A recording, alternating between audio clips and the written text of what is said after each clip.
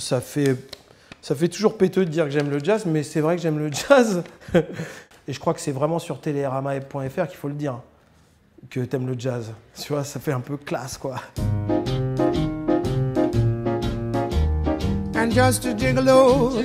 Salut à tous et bienvenue.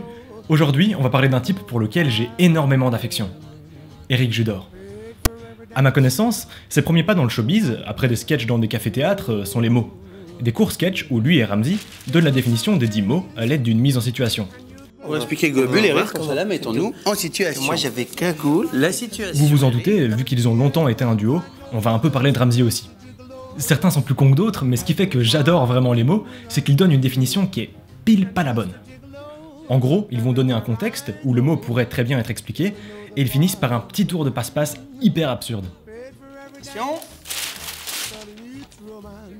Palette graphique. C'est une espèce d'ordinateur. Palefrenier. P-A-L-F-R-N-I-E, fermier. La situation, Eric, c'est très simple. Je suis un vendeur de cheval, de matériel pour cheval. D'accord. Combien cette boîte de foin dans la vitrine? Waouh.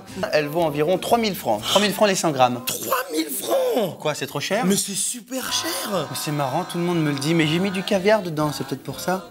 Je suis donc un palefrenier. C'est vrai. C'est pas le palefrenier, c'est pas le dernier à me dire que c'est trop cher. C'est cher, hein? Nous ne voyons pas d'autre explication. Oh, yo. Non, arrête, je vais pas vous en montrer beaucoup plus parce qu'il y en a plein à aller découvrir. Beaucoup des sympas, certains des moins bien, mais quelques pures perles. Franchement, allez-y, ça se bouffe hyper facilement. On peut déjà y voir tout ce qui fait l'essence de leur humour. Malaise, enfants dans des corps d'adultes, absurde et jeux de mots pourris. Je suis d'accord que ça parlera pas à tout le monde, mais personnellement je regarde ça depuis que je suis petit et rien que le concept, je le trouve incroyable. Ils ont rencontré la célébrité avec leur spectacle, nom de mémoire. Certains ont été mis en scène par Michel Hazanavicius, le réalisateur des OSS et de The Artist.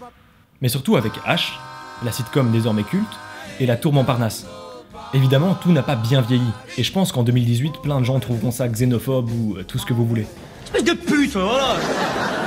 Donc si vous n'avez pas l'affect de la nostalgie, je vous les recommande pas spécialement, d'autant que la plupart des répliques super cool ont déjà été usées jusqu'à la moelle. Eh, si je me calme pas, tu vas me faire quoi? Eh bien, vous aggravez votre cas. Bon, allez. Je vous en prie, hein. Oh, silence. Ou je fais éjaculer la salle maintenant, hein. Le caca, c'est délicieux. Le caca, c'est délicieux. Je vous passe les détails sur leurs comédies qui suivront, mais sachez toutefois que je les trouve plutôt cool. Et j'ai jamais compris pourquoi tout le monde chiait à ce point sur les Dalton.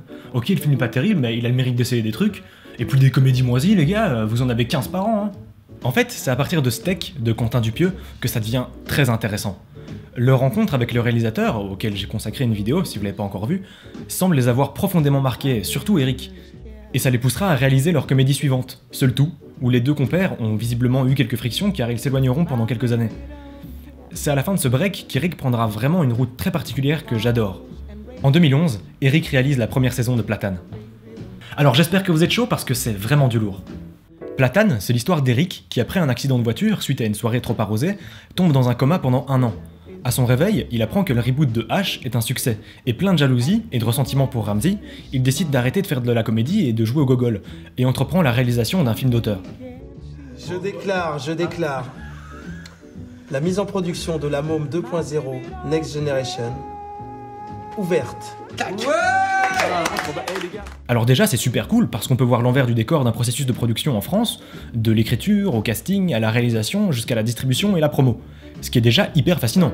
Mais surtout, il y a tout ce côté méta, où on ne sait jamais trop dire ce qui est inspiré de faits réels ou ce qui est de l'exagération, voire une totale invention. Surtout que le choix de la caméra à l'épaule renforce à mort la crédibilité de ce qui se passe. Vraiment, j'étais pris dedans tout le long et rien que pour ça, ça mérite un gros big up. Mais Platane, c'est pas que ça. C'est aussi des guests de folie. Jean Dujardin, Monica Bellucci, Vincent Cassel et j'en passe. Ils jouent tous des caricatures d'eux-mêmes vraiment délicieuses. Rien que le fait que Cassel prenne les rênes du tournage du film, décide tout à la place d'Eric, fout en l'air une maison avant de partir pour un tournage aux States, c'est d'une justesse incroyable. Ou encore le fait que plein de gens appelaient Eric Ramzy. Bonjour Ramzy. Eric. Salut. Ou alors Eric Ramzy. Genre son nom de famille c'est Ramzy quoi. Évidemment, il en a aussi profité pour parler de plein de trucs qui le font tiquer, ou juste marrer. Comme le fait qu'on peut pas rire de tout. Mais ce qui fait vraiment que Platane est une de mes séries préférées, c'est la sincérité qui s'en dégage. Je trouve Eric super touchant. Pas le Eric dans Platane, le Eric qui a réalisé Platane. Il a un regard très particulier sur lui-même. On sent qu'il a conscience de ses défauts et qu'il essaye d'y remédier, notamment en les exorcisant dans sa série. Comme le fait qu'il a énormément de mal à rester sérieux, ou le fait qu'il soit extrêmement égocentrique par moments, au point d'être carrément relou comme on peut le voir parfois en interview. Donc là, ce sont des étudiants qui filment. C'est ça? Donc il marche pas. Il a cette attitude de gamin dans la vie, souvent, qu'il a érigé en métier, carrément. Et ça me laisse perplexe, c'est tout. Comment ça, perplexe? Excusez-moi, ça va être que des questions sur elle, parce que dans ce cas, j'attends dans la bagnole. Vous voyez, là, ce qu'il vient de faire, là. Sa petite blague débile juste pour attirer l'attention sur lui. Ah ouais? Allez, c'est parti de l'animation. Alors, c'est un peu pompeux, non, masterclass? C'est du cinéma, trichons. Dans le cinéma, oui, tous les corps de métier peuvent tricher, sauf l'acteur. Le cinéma, c'est l'art de tricher. Pas l'acteur. Moi, je joue tout en sincère. Peut-être que toi, tu triches, si tu du coup, tu fabriques et ça se voit. Bon, peu importe. Je trouve ça fou d'avoir autant de clairvoyance sur soi-même et de dévoiler ses travers comme ça publiquement, de manière aussi juste. C'est hyper rare et je trouve ça super cool. Platane, en plus d'être l'histoire d'Eric qui galère à faire son film et qui finit par fuir en Alaska puis en Guadeloupe en faisant pas mal de plans foireux, c'est surtout la vision qu'il a de lui-même et de son environnement. La vision d'un type qui se sent un peu ringard et qui cherche à équilibrer ses premiers amours de cinéma, à savoir la comédie potache et régressive, avec une vision du cinéma qui ressemble plus à celle de son mentor. Un cinéma qui sert à véhiculer des idées et sa vision d'un sujet précis. Un cinéma d'auteur en fait. Pour moi, Platane, c'est une comédie d'auteur. En plus, il y a plein d'anecdotes cool, ça parle même un peu de sa relation avec Ramsey ou l'idée qu'on peut s'en faire. Regardez Platane, c'est criminel que cette série soit si peu vue. Je vous en ai justement pas trop dit, histoire que vous puissiez vraiment profiter du visionnage. Faites-le, c'est un des meilleurs trucs français que j'ai vu depuis des années. C'est super drôle, c'est bien réalisé, c'est bien joué, et c'est ce genre de projet qu'il faut soutenir. Tout comme fallait soutenir Problemos. Ah ouais? Je sais bien que vous avez pas été le voir les gars. Quand j'étais au ciné avec Michel, on était 5 dans la salle. Ça va vraiment pas. Ça va vraiment pas. Parce que Problemos aussi c'est trop bien. Mais avant de parler de Problemos, il faut parler de la tour de contrôle infernale, qui bien qu'imparfait sur bien des aspects, notamment au niveau du jeu d'acteur du duo, que je sens personnellement un peu fatigué de faire les gogoles, ben, à part quelques faiblesses d'écriture, c'est un film franchement cool. Il transpire la bonne volonté et la prise de risque, contrairement à ce qu'on aurait pu penser.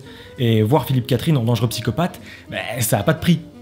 Ça plaira pas à tout le monde. D'ailleurs, ça a pas plu à tout le monde. Mais il a le mérite d'essayer, et d'autoparodier un film qui était déjà une parodie.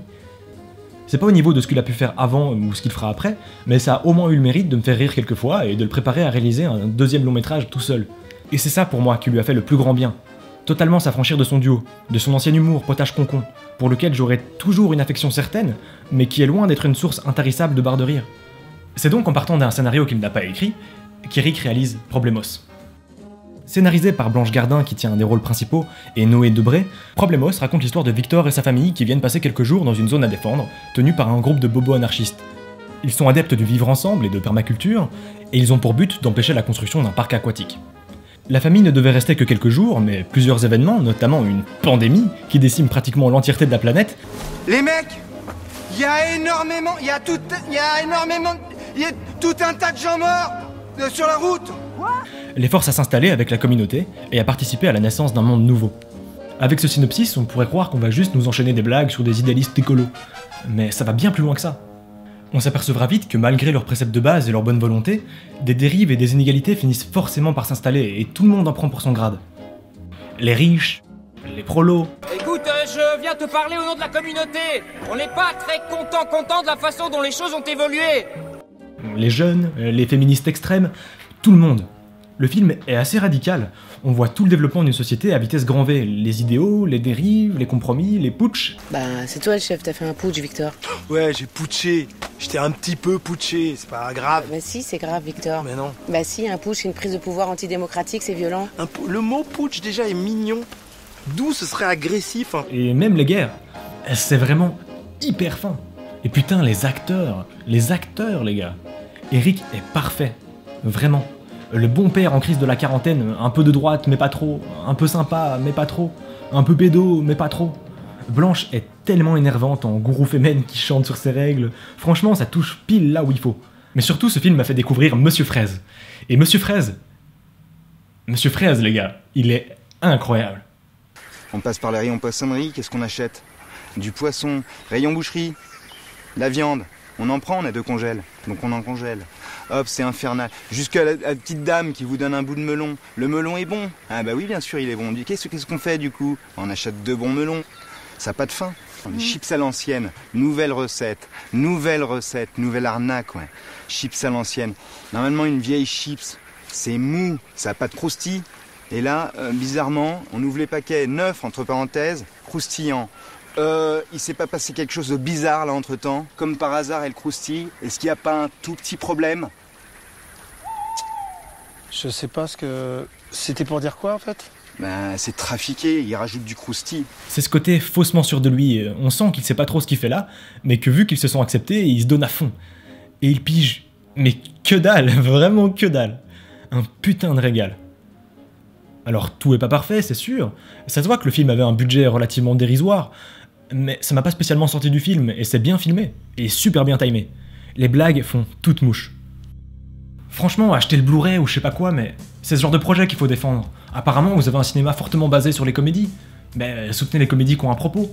Pas celles qui disent que les minorités, on peut se foutre de leur gueule parce qu'au fond on les aime bien. Excusez-moi, mais c'est un peu chiant.